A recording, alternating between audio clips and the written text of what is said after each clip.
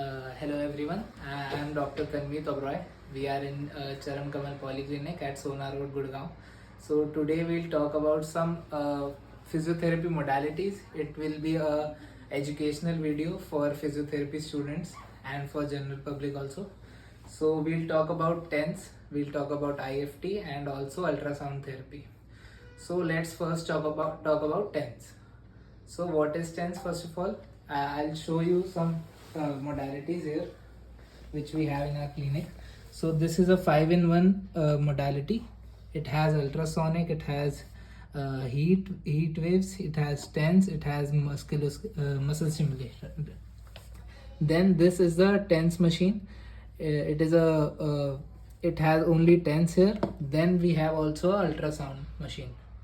So then let's first talk about what is TENS. So TENS is a machine which is transcutaneous electrical nerve stimulation. So what it does, as the name says, it stimulates the nerves in our body. So it acts on our nerves and release endorphins in our body, which are which reduces the pain in our body. So it also acts on pain gate theory, by which it also helps in reduction of the pain. So what are the conditions in which it acts? The conditions are osteoarthritis, tendinitis, fibromyalgia. So I'll show you how it acts. So come. So this is the placement of a TENS. It has like these electrode pads I have placed already. So now I'll start the machine and you'll see how it works. Now I've started. I'm increasing the intensity slowly. So now you can see that how the nerves are stimulating and the action of the nerves is being done. थोड़ा closure दिखा दो. So जैसे जैसे हम इसकी intensity बढ़ाएंगे, the action of the nerve increases.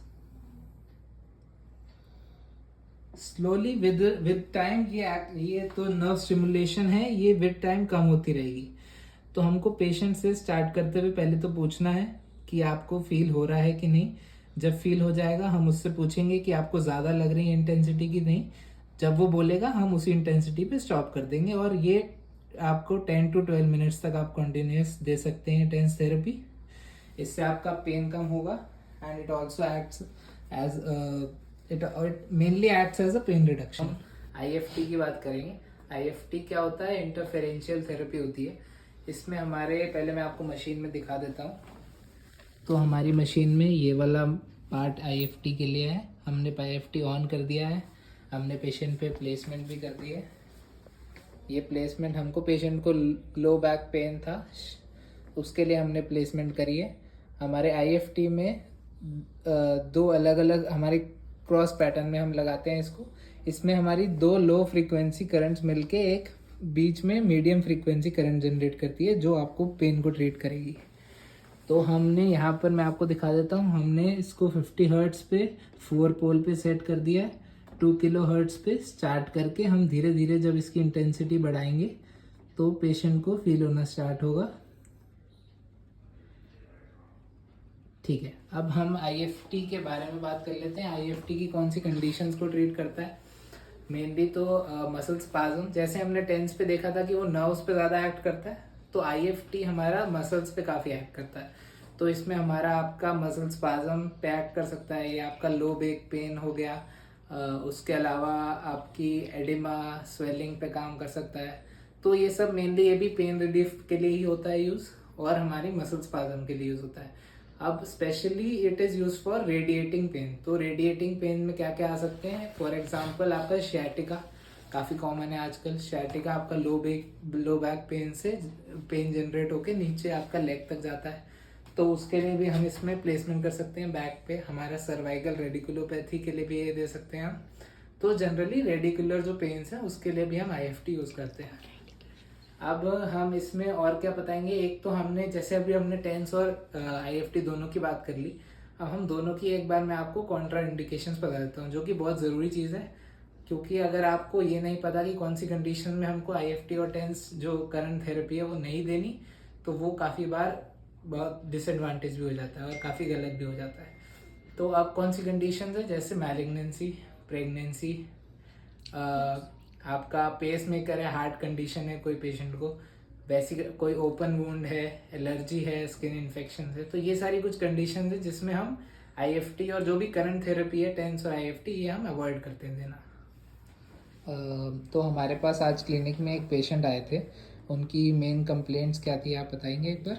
मेरे को ना ये इस साइड पे ना काफ़ी पेन है।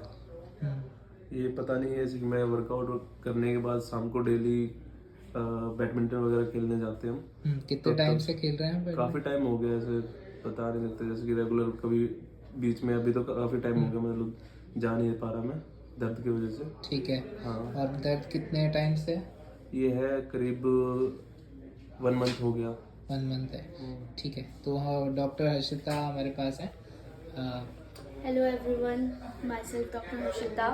तो अभी जो हमारे पास पेशेंट आए थे, जैसे कि डॉक्टर तनमीत ने बताया है, तो अभी हमने उनके स्पेशल टेस्ट करवा के देखे हैं, जैसे कि मिल्स टेस्ट और कोजेंस टेस्ट करवाया था, जो कि टेनिस एल्बो और वीकेंड से लेटरल एपिकॉन्डिलाइटिस के लिए होता है। तो वो पॉजिटिव था इनका, क्योंकि ये बैडमिंटन प्लेयर है, ओवरयूज की वजह से इनका जो लेटरल एपिकॉन्डाइल है वहाँ पे इन्फ्लेमेशन क्रिएट हो गया है।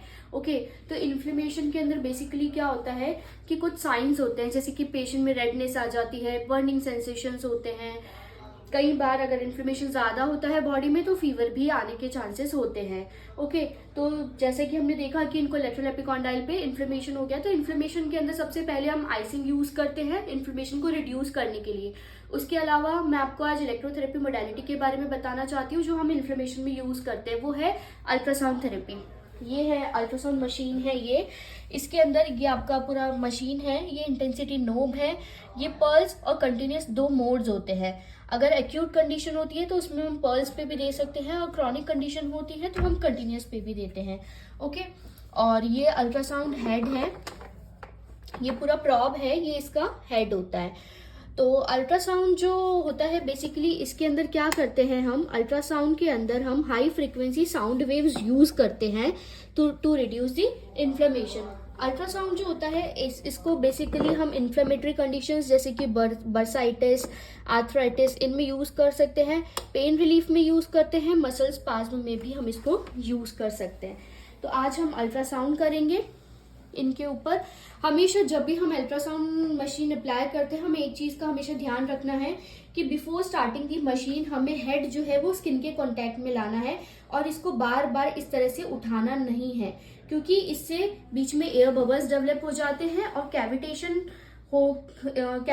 होके और पेशेंट को डैमेज भी हो सकता है।